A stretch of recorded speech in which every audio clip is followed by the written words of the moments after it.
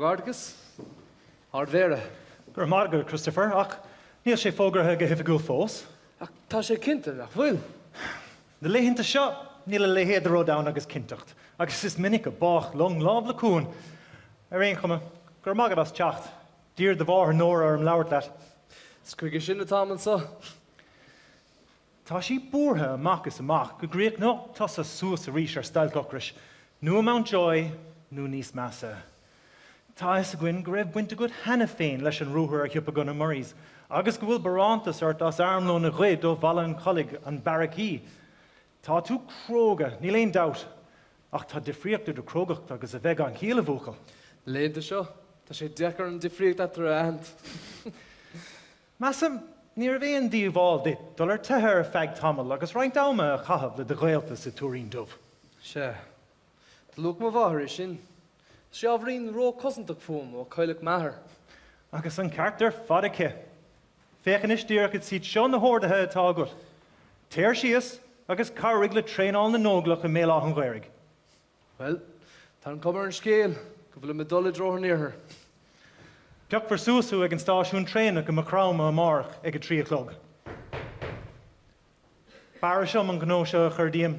Be mé ag leabhart le chéile nuair a ilig tú, agus le cúnamh dé beag cuasaí níos ciúna an sin. Gur mágad, Ardmhéal. Maith an fearr. Go nairí leat.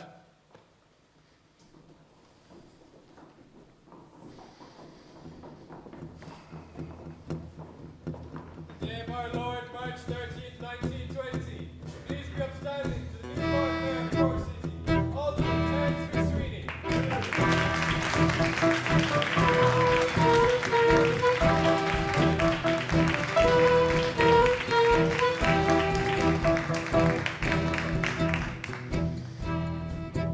Ní ócáid de bhór an cainte é seo, ná de bhola, ná buchas.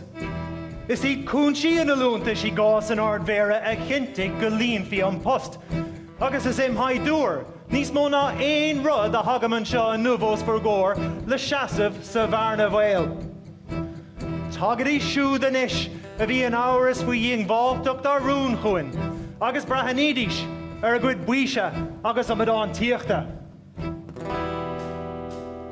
Riadar Tomás McCurtain, Chunmharig Matacone, Martírach ar son na tíre, cos na Saoirse ní bheith buil le Bealtaine Mhaigh McCurtain na tans nu an RIC Cuideach ar bhéire únta buin agus ó na Hailech Queen is mé ag seasamh sa bharna ná bia é náras faoi tá an cáise fós nar lábha le Saoirse chuin gan éon bhuiil sin ag seasamh sa bharna níl ruin ach éon bíon saidúirí ar san na cúise nach méid dá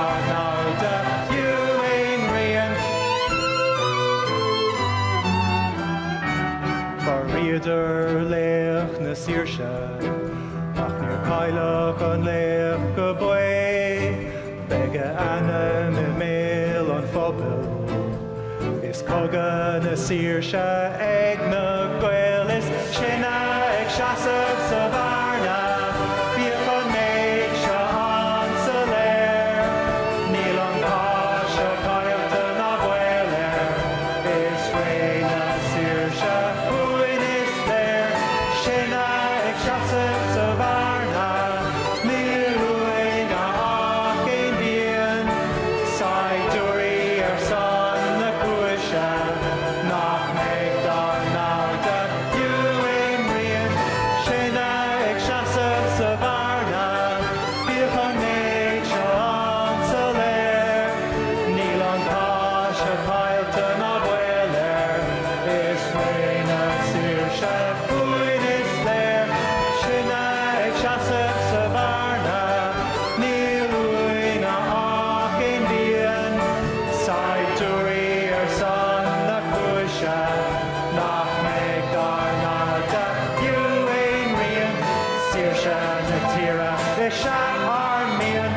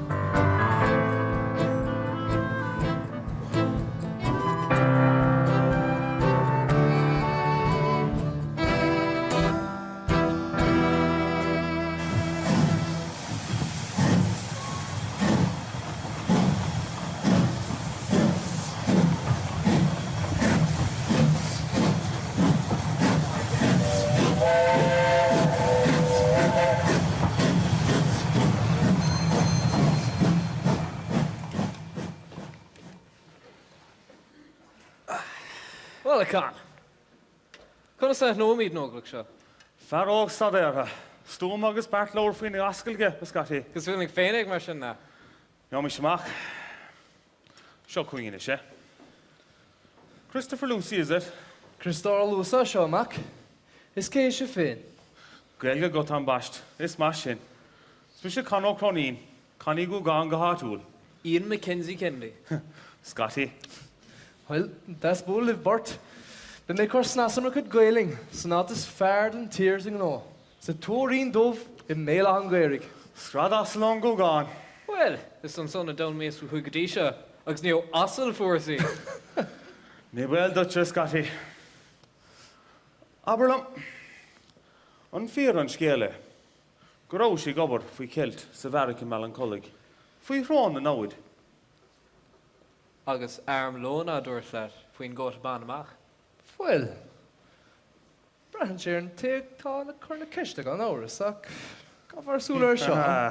How? Oh, big fát raibh de le héite sa Tuairín Dubh. Agus cabhfuil mar áthar. Rothair. Na bachla rothair. Tá caplína going dut. Caplína iarn.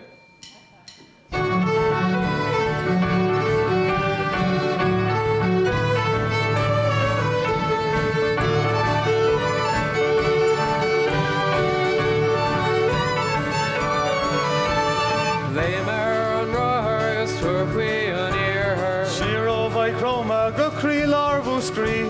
Seachan a clach a seachan an clé. Capelí níran im haunta bí. Capelí níran le ruthar a ráthar. Capelí níran le groimar an lí. Capelí níran sa díleach go seascar. Capelí níran a seaga Tuairín.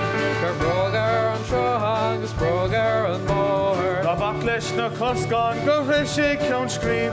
Gur groimar na clúsa sigar an díleach. Den obair na gabal go hrisig Tuairín.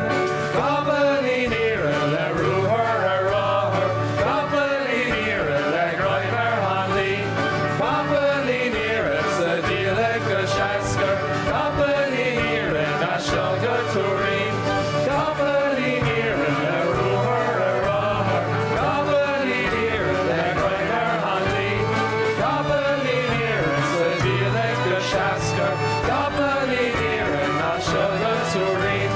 Capelí níran, capelí níran, capelí níran, capelí níran, capelí níran, capelí níran.